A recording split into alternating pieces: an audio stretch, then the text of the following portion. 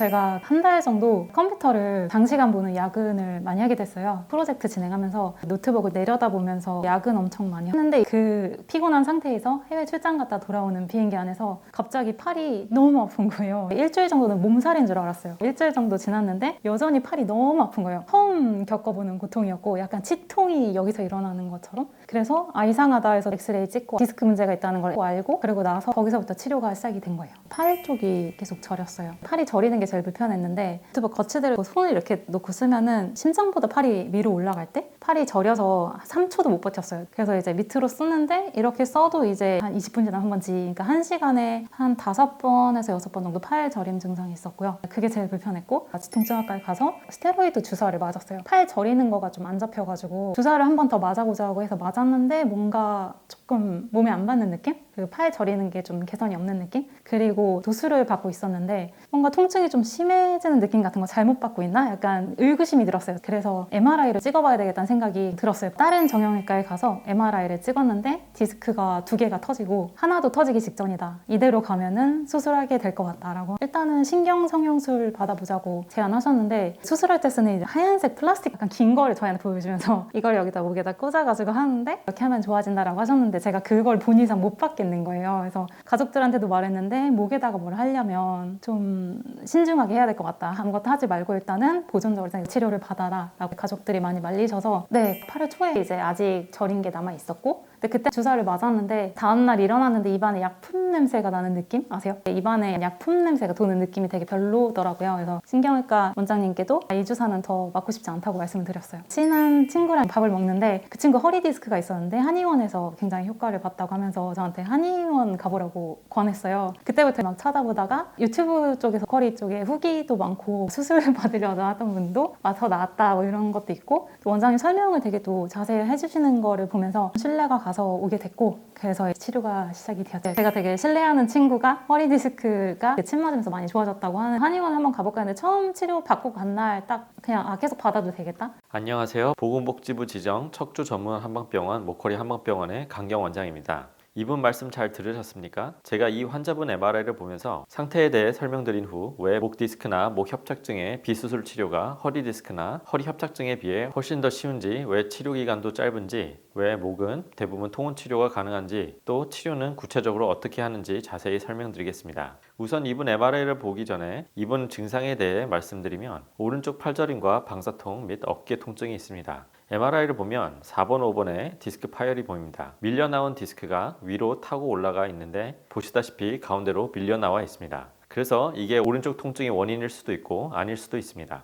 5번, 6번은 왼쪽으로 밀려나와 있으니까 오른쪽 통증의 원인이 아닙니다. 그런데 이분 목을 보시면 여러 마디의 뼈가 퇴행이 진행되고 있습니다. 뼈가 깍두기처럼 각지고 예뻐야 하는데 끝이 조금씩 변형되어 뾰족하게 자라고 있습니다. 이런 게 협착을 일으킵니다.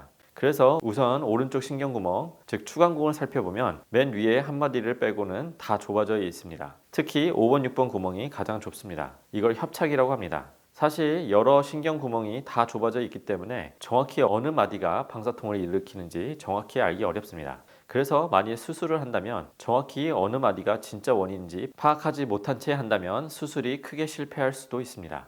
또한 이분처럼 여러 마디가 안 좋아서 수술한 마디의 위나 아래가 상태가 좋지 않으면 유압술 후 그 위나 아래에서 또다시 문제가 생기는 인접분절 질환이 수술 후에 발생할 수도 있습니다. 이런 정도는 알아두는 게 좋습니다. 자, 그럼 이 환자분의 디스크와 협착으로 인해 신경이 눌리고 자극받아서 생긴 방사통을 어떻게 수술 없이도 치료가 가능할까요? 많은 분들이 신경이 눌려 있어 보인다고 하면 물리적으로 수술을 통해 신경을 누르는 디스크나 뼈 등을 제거해야 하는 거 아닌가라고 생각하시는데 전혀 그렇지 않습니다. 이분의 증상이 신경 구멍이 좁아진 협착 때문이라고 한다면 이런 협착은 이미 수년 전부터 아프지 않았었을 때부터 있었던 것이고 그런 신경 구멍이 좁아지고 신경이 눌려 보이는 상태에서도 아주 오랫동안 신경 자극 증상, 즉 방사통이 없었던 겁니다. 왜 그럴까요? 목 근육 상태가 그런대로 버틸 수 있으면 신경구멍이 좁아져 있어도 증상이 얼마든지 없을 수 있습니다. 그러다가 업무적으로 무리하고 해외 출장을 다녀오면서 많이 무리가 되니까 목 근육들에 많은 부담이 되고 결국 근육 문제가 심해져 목을 잡아당기고 잘 지탱하지 못하게 되면 신경 자극 증상 또는 신경 눌림 증상이 발생하는 겁니다.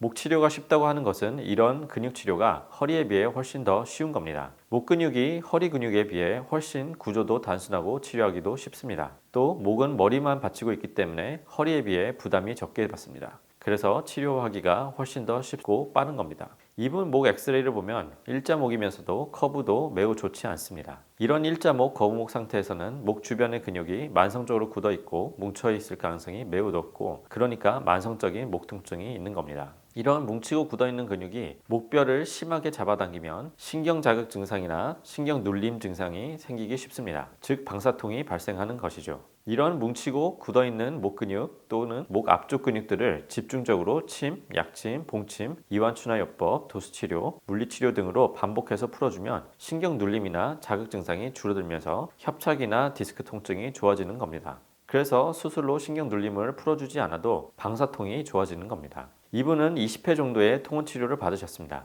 통원 치료 후 이분의 치료 결과는 어떻게 됐을까요? 제가 이분의 치료 결과를 여기서 바로 보여드리면 편하고 좋겠지만, 죄송하게도 의료법상 치료 후 결과는 저희 병원 홈페이지에서만 보실 수 있습니다. 네이버에서 목걸이 한방병원을 검색하시거나 아래 댓글에서 홈페이지로 갈 수 있는 링크를 찾으실 수 있습니다. 꼭 저희 홈페이지에서 치료 후 결과 영상까지 보시길 바라며, 저희 홈페이지에 방문하시면 좋은 점이 수많은 목 디스크, 목 협착증, 경추 척수증 및 허리 디스크, 협착증, 전방전이증 등의 치료 후기를 보실 수 있습니다. 불편하시더라도 꼭 저희 홈페이지에 방문하셔서 꼭 치료 후 결과를 보시길 바랍니다. 만일 홈페이지 방문이 어려우시다면 오른쪽 상단에 상담 핸드폰 번호로 목디스크 치료 후기라고 문자 주시면 치료 후 결과를 핸드폰에서 편하게 보실 수 있도록 링크를 보내드리겠습니다. 감사합니다.